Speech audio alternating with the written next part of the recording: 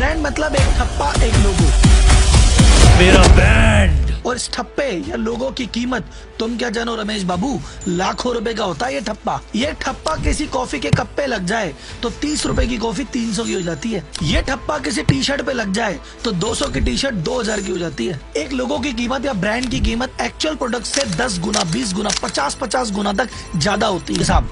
ये होता है ब्रांड का खेल। लेकिन भैया ब्रांड बनाए कैसे? अपना खुद का ब्रांड बनाने के लिए तो रिसर्च लगेगी, क्वालिटी का प्रोडक्ट देना पड़ेगा, वेरायटी देनी पड़ेगी, टाइम लगेगा, पैसा लगेगा, पेशेंस लगेगा, तब जाके बनेगा ब्रांड। लेकिन अगर आपके पास रिसर्च का टाइम नहीं है, पैसा नहीं है, पेशेंस नहीं है, तो क्या नहीं बनाओगे ब्रांड? अजीज साहब कैसे नहीं बनाओगे?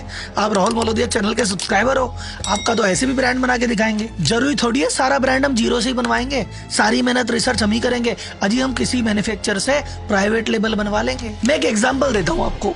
चाइना ने भी क्या किया, यूएस की जितनी भी लग्जरी कंपनी है सबकी धोती खोल दी। यूएस की लग्जरी कंपनी अपना एक बैग बेचती है जिसकी मार्केट प्राइस है 32 लाख रुपए। वो चाइना का मैन्युफैक्चरर बोल रहा है कि भैया 1 लाख में बना के मैं देता हूँ, आपको चाहिए तो मेरे से बनवा लो।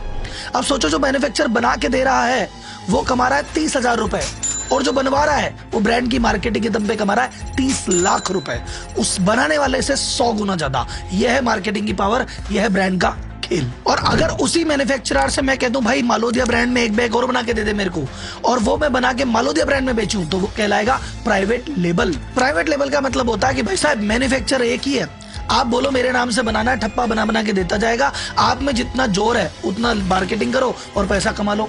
आज की डेट में D2C ब्रांड कर क्या रहे हैं? ये जितने भी नए नए स्टार्टअप घूम रहे हैं, ये भैया कौन सा प्रोडक्ट खुद बना रहे हैं, कौन सी मैन्युफैक्चरिंग खुद कर रहे हैं?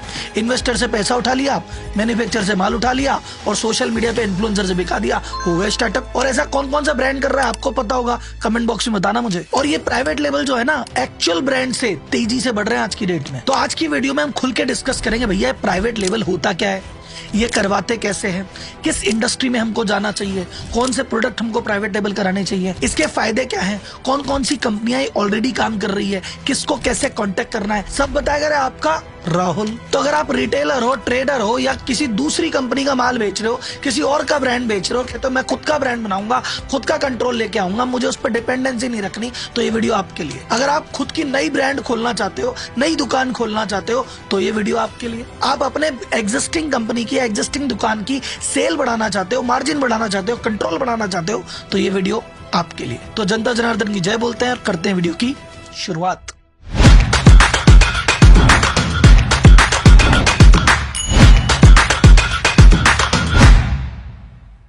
सबसे पहले समझो प्राइवेट लेबल क्या है और इसकी जरूरत क्यों है। किसी भी प्रोडक्ट को बेचने का स्टैंडर्ड तरीका क्या है? खुद बनाओ और बेचो, या कहीं से खरीदो और फिर बेचो। मोस्ट ऑफ द व्यक्ति बनाने में डरते हैं कि अरे भाई साहब कौन बनाएगा, इतना फैक्ट्री लगाओ, सेटअप लगाओ, लेबर लगाओ, मशीन लगाओ, हाथ जोड़े, हम तो खरीद के ही बेच लेंगे। और मोस्ट ऑफ द रिटेलर किसी और ब्रांड का या किसी और कंपनी का माल बेचता है। कोई होलसेलर बन के बेचता है, कोई डिस्ट्रीब्यूटर बन के बेचता है, कोई अपनी दुकान पे बाकी कंपनियों के ब्रांड्स या प्रोडक्ट बेचता है। अब इस रूट में दिक्कत क्या है साहब? इस रूट में दिक्कत क्या है? वो जो प्रोडक्ट आया है उसकी प्राइस सेट की है कंपनी ने, उस प्रोडक्ट पे मार्जिन कितना है सेट किया है कंपनी ने। आज आपको 10% मार्जिन दे रही है, हो सकता है कल 5 कर दे, परसों 2 कर दे, फिर मना भी कर दे। आपको कौन सा माल मिलेगा आपके हाथ में नहीं है। ग्राहक को लाने के लिए मार्केटिंग आप करते हो, तो सेल आप करते हो, उसको सर्विस आप देते हो, रिलेशन आप बनाते हो, और मजे, प्रॉफिट, नाम उसका, आपका क्या। और भैया आज की रेट में कंपनियों को चस्का चढ़ गया D2C का। वो खुद वेबसाइट पे माल बेच रही है, खुद ऑनलाइन माल बेच रही है, कल को खुद की दुकानें डाल देगी, फिर आपका भविष्य क्या होगा साहब? धीरे धीरे आपके मार्जिन वैसे ही कम हो रहे हैं और बचा कुछ और खत्म हो जाएगा, फिर कहाँ जाएगी जनता? तो राहुल जी क्या करें, आप डरा क्यों रहे हो? आप तो वीडियो देखने आए थे, आपको डरा ही दिया आपने। तो टेंशन मत लो, मैं डरा नहीं रहा, मैं रास्ता बता रहा हूँ। रास्ता बड़ा सिंपल सा है, आप जो भी प्रोडक्ट बेच रहे हो किसी का बेचते रहो, लेकिन खुद का भी एक प्रोडक्ट खुद के नाम से, खुद के ब्रांड से लॉन्च करो। अब आप बोले राहुल जी यार मैं कहाँ बनाने जाऊंगा, कहाँ फैक्ट्री डालूंगा? मत डालो, घनी फैक्ट्रियां हैं बना के दे रही है, उनसे बनवा लो। इस प्रोसेस को कहते हैं प्राइवेट लेबल। और मैं इस वीडियो में आपको 1 नहीं 2 नहीं ऐसे 10 एग्जांपल दूंगा, डोंट वरी, हर बड़े बड़े ब्रांड के दूंगा। प्राइवेट लेबल के बेनिफिट क्या है? मोर मार्जिन। भाई आपका प्रोडक्ट है आपके हाथ में, तो कंपनी 10-15 दे रही होगी, आपके प्रोडक्ट पे आप 30 कमाओ, कौन मना कर रहा है? रेट तो आप ही डिसाइड कर रहे हो। मोर कंट्रोल, क्या रेट रखनी है आपके हाथ में, कितना डिस्काउंट देना आपके हाथ में, क्या ऑफर चलाएं आपके हाथ। जितने रिलेशन आप बनाओगे, जितनी सर्विस आप दोगे, अब उसका बेनिफिट किसी और को नहीं हो रहा, आपको हो रहा है। दूसरा ब्रांड जिसका आप माल बेच रहे हो, कल को आपसे दादागिरी करे या आपको मार्जिन कम करे, आपके फर्क नहीं पड़ता, आपका बैकअप रेडी। और शुरुआती पैसा जेब से बिल्कुल नहीं लगाना। और हर बड़ी बड़ी कंपनी, चाहे डीमार्ट हो, चाहे जूडियो हो, चाहे रिलायंस हो, चाहे टाटा हो, सभी तो ये कर रहे हैं। तो कंक्लूजन ये है कि दूसरा बंदा हमें हमारे हिसाब से हमारी रेट का, हमारी क्वालिटी का प्रोडक्ट बना के देगा हमारे ही ब्रांड में। हमें कुछ नहीं करना, हमारी रेट तय करनी है, मार्केटिंग करनी है, और जिसमें जितना दम है उतनी रेट पे माल बेचो, बाजार खुला है। अब सवाल आता है भाई साहब प्राइवेट लेबल बनाए, किस फील्ड में बनाए, किस इंडस्ट्री में बनाए? तो भैया देखो, सबसे पहला सजेशन है, the best place to start is your own line of work. यानी जो आप कर रहे हो उसी में बेचो। अगर आपकी कपड़े की दुकान है तो भैया कपड़े में ब्रांड बनाओ, जूते की दुकान है तो जूते में बनाओ, फर्नीचर की दुकान है तो फर्नीचर में ब्रांड बनाओ। लेकिन आप बोलते हो नहीं साहब, पुरानी कंपनी को, पुराने ब्रांड को डिस्टर्ब हमको नहीं करना, जो चल रहा है उसको तो चलने दो, कुछ नया डेवलप करेंगे, कुछ हटके डेवलप करेंगे। या आप ऐसे व्यक्ति की, राहुल जी मैं तो शुरुआत ही आज कर रहा हूँ, मेरा तो पहला दिन है, मैं कौन से क्षेत्र में जाऊं? तो हम बात करेंगे उन इंडस्ट्री के बारे में जहां पे प्राइवेट लेवल का बहुत तगड़ा स्कोप है और बहुत मजा आएगा और बहुत मार्जिन मिलेगा। एक एक करके सब डिस्कस करें। तो सबसे पहले तो बात, भैया अपन कौन सी इंडस्ट्री में जाएंगे? बेसिक इंडस्ट्री में जाएंगे, जिसका भविष्य आज भी है, कल भी है, परसों भी है। जब तक इंसान रहेगा तब तक इनका भविष्य रहेगा। क्या है वो तीन इंडस्ट्री? रोटी, कपड़ा, मकान। सबसे पहले चालू करते हैं इन तीनों में जो सबसे महंगा, सबसे इंपॉर्टेंट है मकान। तो मकान का भैया सीधा सा सीन है कि शहरीकरण बढ़ रहा है, गांव में लोगों का खेती से मोह भंग हो रहा है, सब अपॉर्चुनिटी की तलाश में, अच्छे जीवन की तलाश में, अच्छा खाना खाने, अच्छा ब्रांड पहनने वो आ रहे हैं शहरों की तरफ। तो भैया मकान तो बनेंगे। जो मकान खरीद सकता है वो मकान खरीदेगा, उसके लिए मकान बनेंगे। जो खरीद नहीं सकता, कहीं पे रेंट लेगा तो रेंट देने वाला मकान बनाएगा। तो मकान तो बनेगा। और ये ऐसा खर्चा है कि सबको जीवन में एक ना एक बार करना ही है, और 140 करोड़ लोग हैं अपने पास, तो इस धंधे में कोई कमी नहीं आने वाली कभी भी। तो पहला एक एरिया किसमें आप ब्रांड बना सकते हैं? बिल्डिंग मटेरियल में ट्राई करो। मकान बनाने में क्या लगेगा? बोले भाई साहब टाइल लगेगी, फ्लोरिंग लगेगी। जाओ मोरबी, किसी मैन्युफैक्चर को बोलो मेरे ब्रांड में टाइल बना दे, मेरे ब्रांड में फ्लोर बना दे। जैसी क्वांटिटी बोलोगे, जैसी क्वालिटी बोलोगे, वैसे ही बना के दे देगा वो। अगर आपके पास ऑलरेडी बिल्डिंग मटेरियल या टाइल का काम है तो बहुत ही बढ़िया, 5 ब्रांड बाकी के बेचो, 6ठा खुद का बेचो। लेकिन आप बोलते नहीं सर मैं तो सीमेंट का काम है, लोहे का काम है, सरिये काम है, तो भी टाइल बेचो, एडिशनल ग्राहक। इवन मैं तो कहता हूँ अगर आप आर्किटेक्ट हो, आपको सजेस्ट तो करना ही है, खुद का ब्रांड लॉन्च कर दो, दिक्कत क्या आ रही है? मकान में आपका सिविल का काम हो गया, मकान बन के खड़ा हो गया, आप क्या करें? उसको फर्निश करो। तो मकान हो या ऑफिस, दोनों में फर्नीचर लगेगा। घर में डाइनिंग टेबल, सोफा, बेड, सारी चीजें लगती है। और ऑफिस में भी भाई साहब दुनिया भर का इंटीरियर का काम होता है। फर्नीचर बहुत ज्यादा इंपॉर्टेंट कैटेगरी है प्राइवेट लेवल के हिसाब से, क्योंकि भाई साहब आज की रेट में दुनिया भर भर के पैसा खर्च कर रही है अपने ऑफिस और घर के इंटीरियर में। घर बनाने में थोड़ी कंजूसी कर जाएंगे, टाइल ऊपर नीचे लगा दो, पाइप ऊपर नीचे लगा दो, चलेगा। लेकिन भाई साहब फर्नीचर, क्योंकि वो तो दिखता है ना, वो तो बंदे को समझ में आता है, 4 जने उसकी तारीफ करते हैं, तो आदमी कहता है इस पे तो खर्चा करना बनता है। और यहाँ पे मार्जिन छुपा हुआ आता है। मान लो एक सोफा है, डिसेंट सा सोफा आपको नॉर्मल दुकान पे मिल रहा है 50,000 का, वो किसी ठीक ठाक दुकान पे आ जाए बढ़िया शोरूम पे 1.5 लाख का, किसी लग्जरी शोरूम में पड़ा हो 5 लाख का, और आप पता नहीं लगा सकते कि इसमें है क्या चीज। बस ब्रांड का पैसा, जगह का पैसा, आप जितना मार्केट कर सकते हो कमा लो। और भैया ये जो स्टार्टअप है इनको शानदार ऑफिस बनाना, ये जो कॉर्पोरेट है इनको बड़ी ऑफिस बनाना, ये जो 100-200 करोड़ के घर बिक रहे गुड़गांव में, ये 5-10 करोड़ की फर्निशिंग तो करवाएंगे। गोदरेज इंटीरियो या ऐसे कई बड़े बड़े कॉर्पोरेट ब्रांड है जो कि बहुत बड़े स्केल पे प्राइवेट लेवल की अपॉर्चुनिटी देते हैं। लेकिन आप बोल रहे हो छोटे लेवल पे काम कर रहे हैं, अपने को बड़े ब्रांड कौन देगा, कोई छोटा ब्रांड देगा? तो ऐसे बहुत सारे छोटे ब्रांड भी अवेलेबल है जो फर्नीचर में प्राइवेट लेवलिंग करते हैं। मैं आपको एक एग्जांपल शेयर करता हूं। अभी हमने केस स्टडी की थी कंपनी पे, EFC करके 4000 करोड़ का मार्केट कैप है उसका। और फिर केस स्टडी करते करते हमें मौका मिला उनके साथ पॉडकास्ट करने का भी, जिसमें उन्होंने बहुत सारी इंटरेस्टिंग चीजें शेयर की। उनका सीधा सा फंडा भैया, इकोनॉमी जिस दिशा में जा रही है उस दिशा में काम करो, हमेशा प्रॉफिट होगा। इकोनॉमी में बजट ऑर्गेनाइजेशन हो रहा है, पूरा ऑफिस लेते हैं, उसको फर्निश करते हैं, रेंट पे चढ़ा देते हैं, सीट वाइज भी चढ़ाते हैं, फ्लोर वाइज भी चढ़ाते हैं, पूरी बिल्डिंग भी देते हैं, और ऐसे करके 400 करोड़ रुपए का रेंट कमाते हैं। अभी डेटा सेंटर का बूम है तो डेटा सेंटर भी बना रहे हैं। तो मिस्टर उमेश साहब ने ये जितनी फैक्ट्री बनेगी, जितना ऑर्गेनाइजेशन होगा उतना फर्नीचर का काम बढ़ेगा। तो उन्होंने खुद की फर्नीचर कंपनी काफी पहले चालू कर ली, एक डिजाइन इंडस्ट्रीज लिमिटेड, और उन्होंने डाली 1 लाख स्क्वायर फुट की फैक्ट्री। अब 1 लाख स्क्वायर फुट की फैक्ट्री यानी बड़े स्केल पे कर रहे हैं प्रोडक्शन। ऑफिस का फर्नीचर बना रहे हैं, घर का फर्नीचर बना रहे हैं। एम सिंपल सा मिलेगा जो चाइना में होता है।